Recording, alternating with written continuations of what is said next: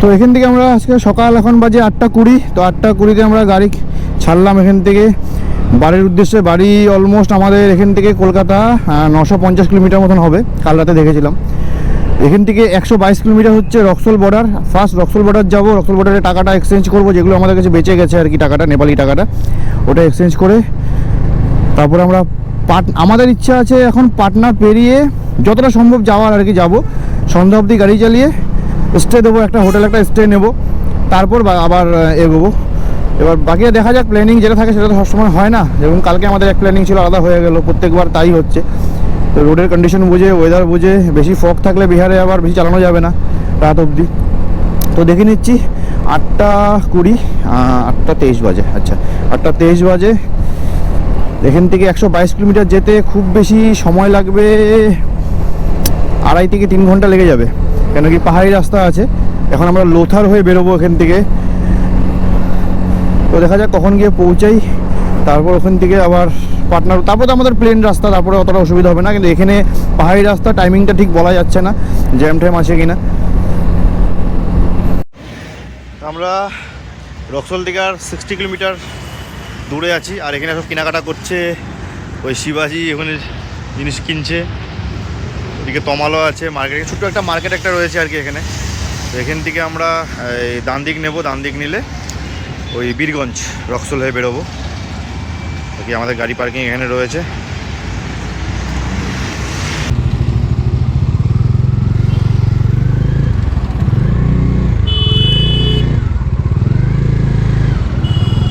আমি একটু ভুল করে আগিয়ে গেছি, মুন্নার দোকানে টাকা এক্সচেঞ্জ করতে হবে, মাথায় নেই। তো বেলা 11:22 এসে পৌঁছালাম রক্সোল, মানে বীরগঞ্জ। এইবার বাকিরা পিছনে আসছে, এই তো মার্কেটিং করতে দাঁড়িয়েছিল ওরা, তার জন্য একটু লেট হয়ে গেল। নো ইস্যু, খেতে হবে কিছু, খাওয়া দাওয়া করে টাকাটা এক্সচেঞ্জ করে নিই, যেটা আগে যাওয়ার সময় কিছু টাকা বেঁচেছে, ওরাও ততক্ষণে চলে আসবে। তো পাটনা এখান থেকে হবে 230 কিলোমিটার মতন, আর মতিহারি হচ্ছে 65 কিলোমিটার মতিহারি। তো সেখানে দাঁড়ানোর প্ল্যান নেক্সট মতিহারিতে। আরে সোজা ইন্ডিকেটার মারে কেন, সোজা সোজা। তো মতিহারি দাঁড়ানোর প্ল্যান ওখানে। আবার এখানে আমরা এইমাত্র মটন ভাত খেলাম, এখানে মোনাদার দোকানের অপোজিটে একটা দোকান যেটা আছে, মটন থালি পাওয়া যায়, ওখানে খেলাম। আবার এখন 65 কিলোমিটার যাওয়ার পর ওখানে হান্ডি মটন পাওয়া যায় মতিহারিতে। তো আসার সময় আমাদের খাওয়ার প্ল্যানিং ছিল, তো রাত হয়ে যাওয়াতে আমরা দাঁড়াইনি। তো এবার যাওয়ার সময় বলছে ওটা খাবো। আবার আমাদের চম্পারণ, বিহার চম্পারণ, যেটা চৌপারণ না চম্পারণ, ওখানেও হান্ডি মটন পাওয়া যায়, ফেমাস খুব। তো এখানে বলছে মতিহারিতে খাবে, জানি না পেটে জায়গা হবে কি না। এই নেপালের গেট, সেকেন্ড টাইম। আগের বছর এরকম সময়েই আমি ছিলাম নেপালে, দইটা দেখতেই পাইনি আমি, সেম টাইম আবার নেপালে আমি। তো এই ক্রস করলাম, এই বিহার এন্টার। সামনে একটা চেকপোস্ট একটা আছে সামনে, ওটা পার করলেই মানে বিহার এন্টার হয়ে যাচ্ছে।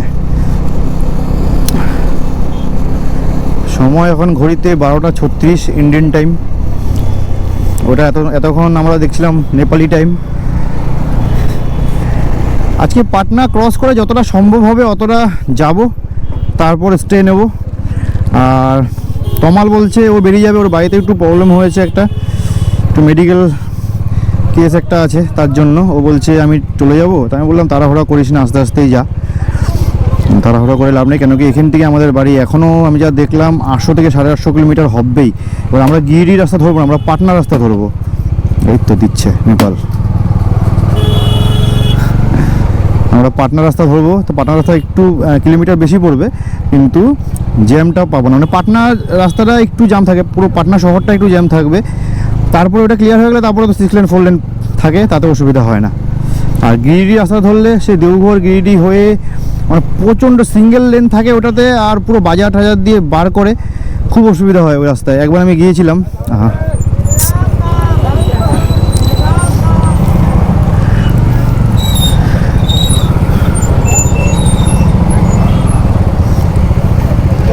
এখন সোজা গিয়ে দাঁড়াবো মতিহারি, 65 কিলোমিটার।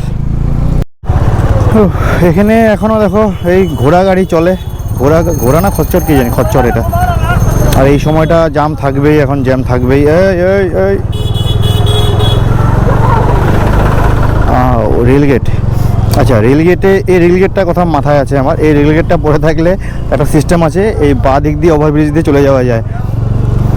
এটা আমি আগের বার গিয়েছিলাম, এই ফ্লাইওভার ধরে চলে যাওয়া যাবে।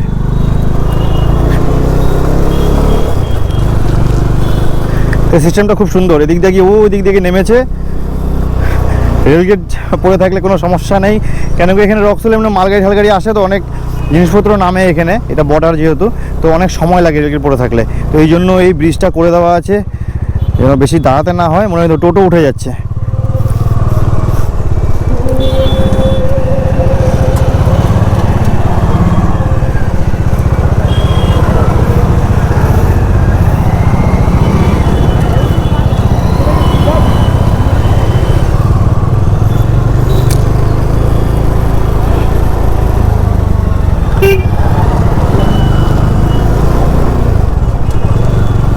রেলগেট পড়া তো পড়েই রয়েছে, অনেক সময় লাগে উঠতে। বড় গাড়ি থাকলে দাঁড়িয়ে থাকবে, ওদের তো অপশন নেই আর।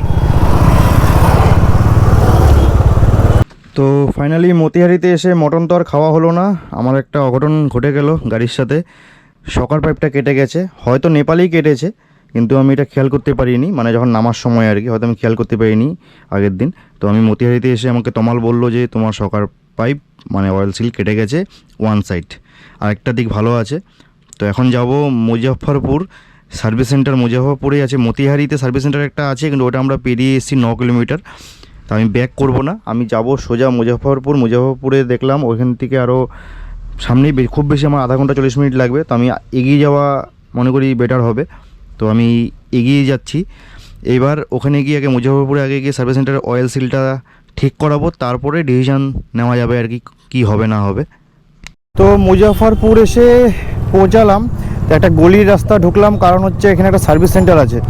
লোকাল লোককে জিজ্ঞাসা করলাম, তো উনি একটা দাদা আমাকে লোকেশনটা অন করে দিল। আবার রেলগেট, তো ওই সার্ভিস সেন্টারটা যদি ফাঁকা থাকে তো কাজটা করে নেওয়া যাবে, তাহলে কালকের দিনে টেনশন থাকবে না। নইলে গেটটা কি পড়ে যাবে নাকি, নইলে এগোনো যাবে না। সেই আমার অয়েল সিল ঠিক করতেই হবে। তো আমি পাটনা এমনিও আমার প্ল্যানিং ছিল পাটনা পার করে আমি দাঁড়াবো। পাটনা এখান থেকে 80 কিলোমিটার আছে। তো দেখি এরা অয়েল সিলটা চেঞ্জ করতে কত সময় লাগে, তারপর ডিসিশন নেবো যে কী করা যায়। শেষমেশে একটা রুম নিয়ে নিলাম রাত্রি 9টার সময়। এখন 10টা বাজে, 9টার সময় আমি রুম নিয়ে নিয়েছি। বাকি দুজন যে ছিল, বাকি দুজন নাইট ড্রাইভ করে ওরা কলকাতার জন্য বেরিয়ে গেছে। আর বাইক সকার অয়েল যেটা কেটেছিল তার জন্য আমি মুজফ্ফরপুরে সার্ভিস সেন্টারে গিয়েছিলাম। তো ওনারা করবে না, এখন রাত হয়ে গেছে। আর একটা কথা বললো, যেটা আমার সকালে দাগ হয়ে গেছে, যেহেতু অয়েল সিল অনেক আগেই কেটেছে, আমি হয়তো খেয়াল করিনি, হয়তো খানসা থেকে নামা দিন হয়তো কেটেছিল, ওটা আমি খেয়াল করিনি। তো সকালে দাগ হয়ে গেছে, সেটা আমি এখন বাড়িতে গিয়েই ঠিক করবো। এখানে একটা হোটেল নিয়ে নিলাম, তো এখানে আজকে রাতটা কাটাবো। এবার দেখিয়ে দিচ্ছি, এর একদম নতুন হোটেল,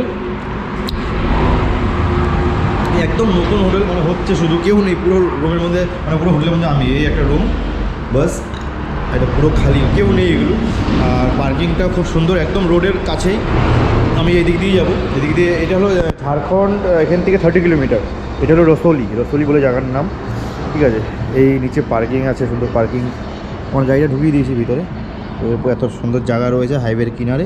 এখান থেকে 30 কিলোমিটার, মানে আমার ঝাড়খণ্ড ঢুকে যাবো, 30 কিলোমিটার মধ্যে ঝাড়খণ্ড ঢুকে যাবো। তো বাড়ি এখান থেকে আর আমার 450 কিলোমিটার মতন হবে। এখন আমি খাওয়া দাওয়া করে একটু ঘুমাবো।